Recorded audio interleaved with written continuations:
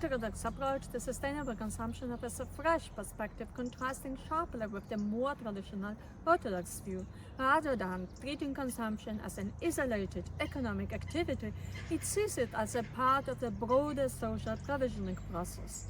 This approach explores how goods and services move through society to meet people's needs, shaped by cultural, historical, and resource-specific contexts. It also considers the dynamic interplay between the state, non-market organization, and the market itself.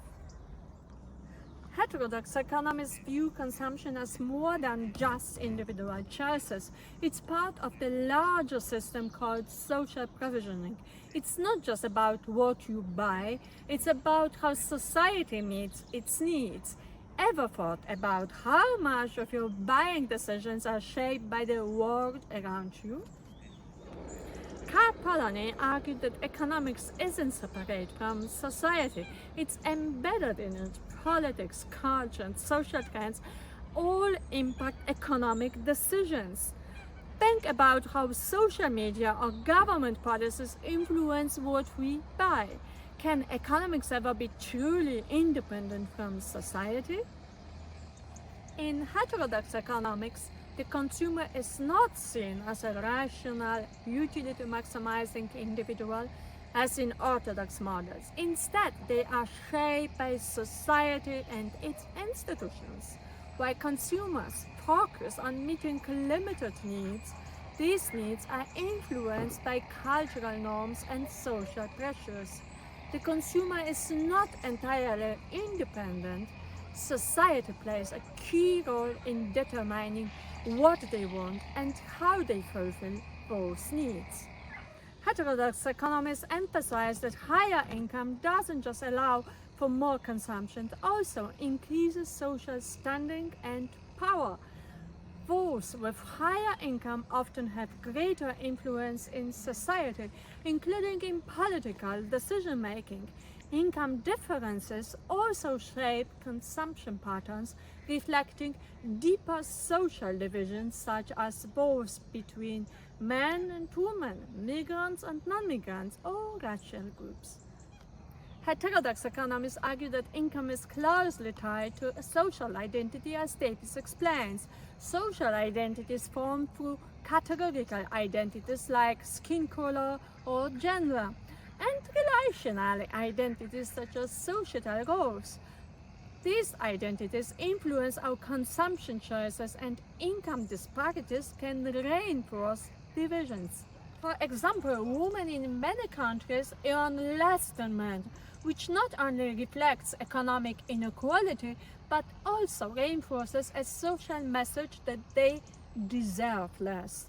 This cycle is similar for racial minorities who may be treated as inferior due to income-based stereotypes. In response, some lower-income groups adapt unsustainable consumption habits to distance themselves from these stigmatized identities.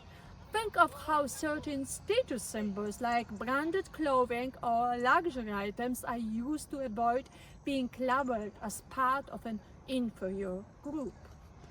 Heterodox economists look at consumption through an interdisciplinary lens, often drawing on psychology to understand human behavior. Unlike orthodox economics, which focuses on preferences, treating them as fixed and unquestionable, as in other utilitarianism with Pareto's model, heterodox thinkers prioritize needs. They argue that needs can be objectively studied and met, making them a better basis for sustainable consumption. Psychologists like Maslow explain how human behavior is driven by a hierarchy of needs, from basic survival to self-actualization. Economists like Max Neef build on this idea, emphasizing that true development comes from meeting basic needs, not just satisfying wants or desires. But here's the key question: how do we satisfy these needs? Heterodox economists trust the needs can be met in a sustainable, balanced way or in an unsustainable way that is more concerned with excess and desire. So how can we shift our consumption habits to focus more on fulfilling needs rather than being driven by excessive wants? What steps can individuals and society take to make this shift, and why might this be more psychologically healthy? In the heterodox approach, it's not just the market that dictates how we meet our needs. Public debate and collective choice, so central to democracy, play an equally important role. The idea is that everyone has the same fundamental needs, but how we satisfy those needs can vary. Some approaches may be more sustainable, while others might be wasteful. This opens up space for society to discuss and decide on the best ways to meet our needs in ways that protect resources and promote fairness. Concepts like consumption corridors, which set boundaries for sustainable consumption, emerge from such perspective. In contrast, orthodox economics often focuses on the market and individual preferences, treating them as fixed.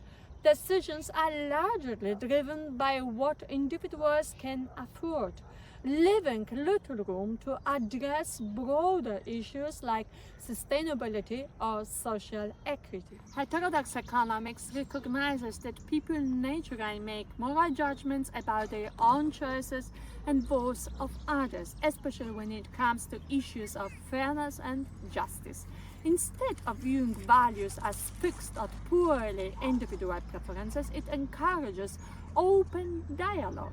This makes room for important discussions around issues like planetary justice, which are key to understanding and promoting sustainable consumption. Heterodox economics challenges us to think beyond just efficiency when evaluating consumption choices. It asks, do these choices support broader values like democracy and fairness? Take the example of the Smart City initiative.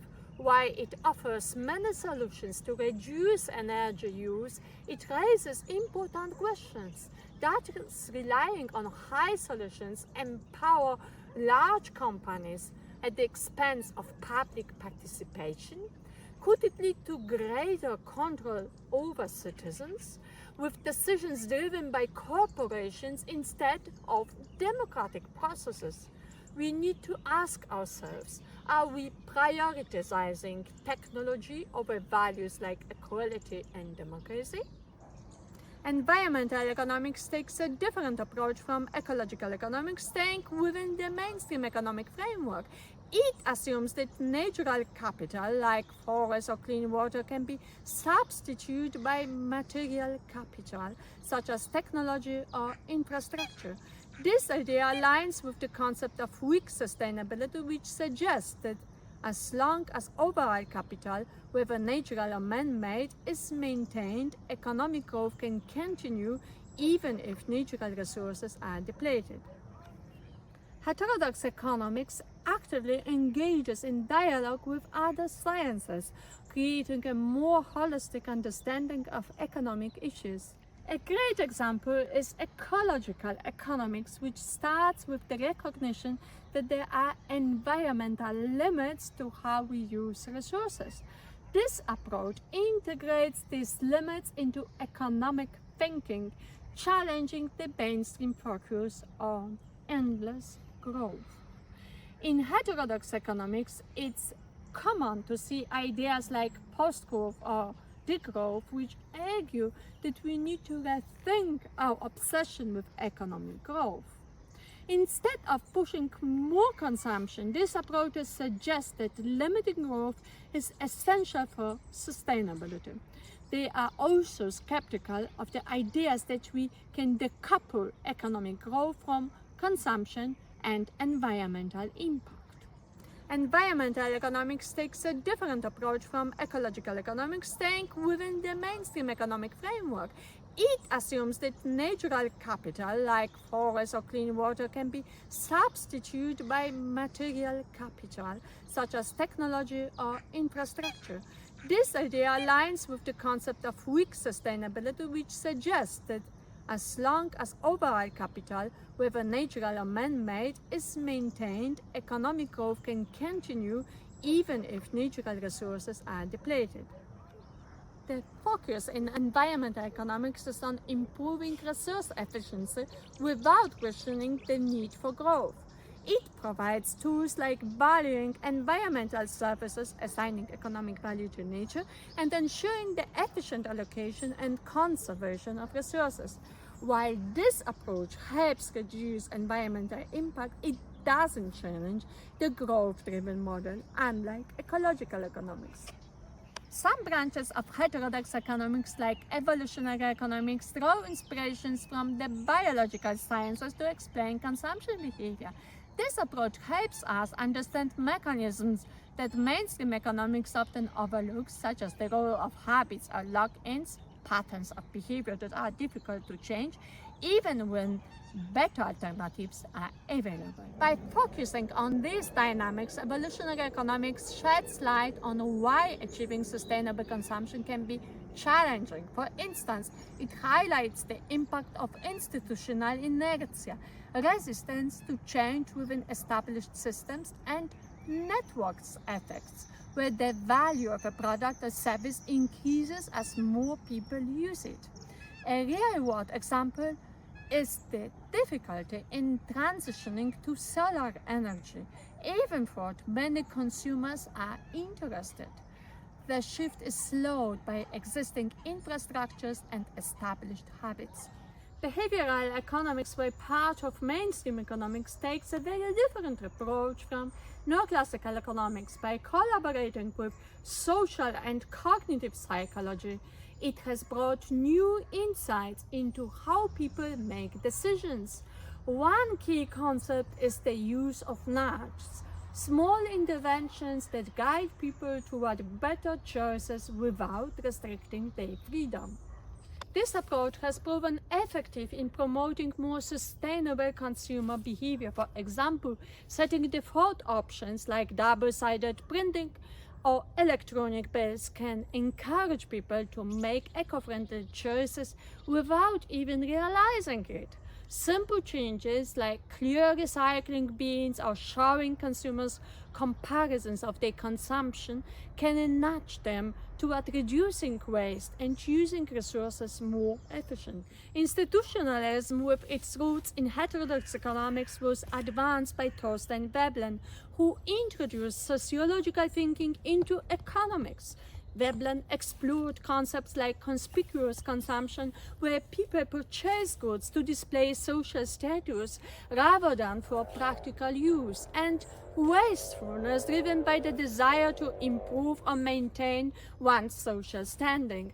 This approach shows how social hierarchies and the pursuit of status can lead to unsustainable consumption patterns. Humanistic economics is rooted in humanistic psychology, drawing on the work of figures like Maslow and Rogers. This perspective places the highest importance on human development, arguing that true progress cannot be achieved by focusing solely on cravings and lower-level needs. Humanistic economics doesn't shy away from ethics, either recognizing that the widespread underconsumption of many people is not just a technical failure, it's a moral issue. While we have the ability to produce enough for everyone, the problem lies in the unfair distribution of resources. Buddhist economics, associated with Schumacher, is inspired by the spiritual principles of Buddhism, particularly the values of compassion and respect for all living beings. It promotes the idea that humans should live in harmony with nature and animals, avoiding actions that cause harm or suffering.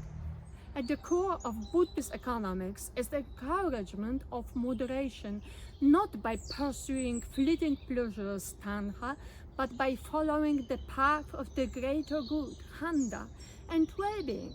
This approach shares similarities with Gandhian economics by advocating for responsible and limited consumption that respects both nature and all living creatures. Buddhist economics aligns itself with the principle of sustainable consumption. So why does the heterodox approach to sustainable consumption matter? Unlike the orthodox view, which often focuses narrowly on individuals maximizing their own utility, heterodox economics takes a broader, more connected view. It sees consumption as deeply embedded in the social, cultural, and economic fabric of society, what Polanyi referred to as the embedded economy. This approach challenges the idea of consumers as purely rational decision makers. Instead, it recognizes that our choices are shaped by who we are in society, our social identity, our experiences with inequality, and the constant balancing between needs and wants. It's not just about making efficient choices, it's about values, ethics, and how our consumption impacts the world around us. By drawing on insights from different fields, psychology, sociology, ecology, and more, heterodox economics offers a richer, more nuanced understanding of the challenges of sustainable consumption. It helps us see that the key to sustainability isn't just about what we consume, but why and how we make those choices. Before we wrap up, let's take a moment to reflect on what this means for us personally. Consider these questions to think about how your own behaviors and societies impact on consumption choices. How do you think your own consumption choices are shaped by your social identity or the pressures around you?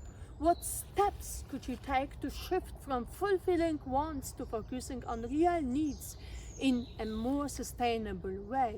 Do you believe society as a whole can balance growth with sustainability? If so, how?